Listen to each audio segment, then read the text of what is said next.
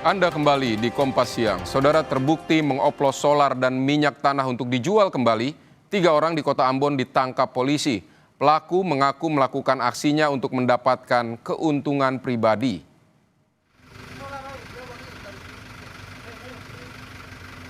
Penimbunan dan pengoplosan BBM jenis solar dan minyak tanah ini dilakukan di kawasan Kapaha, Kota Ambon, Maluku. Direktorat Reserse Kriminal Khusus Polda Maluku menetapkan 3 orang sebagai tersangka. Mereka terbukti melakukan praktik ilegal dengan mengoplos BBM jenis solar dan minyak tanah. Tersangka diduga membeli BBM di sejumlah agen, kemudian ditimbun dan dioplos sebelum didistribusikan ke warga.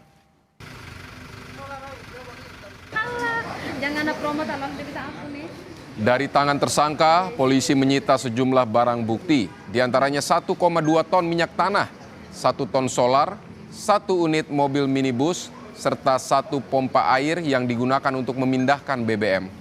Saat ini, saudara, ketiga tersangka penimbunan dan pengoplosan BBM ilegal telah mendekam di rumah tahanan Polda Maluku untuk menjalani pemeriksaan lebih lanjut.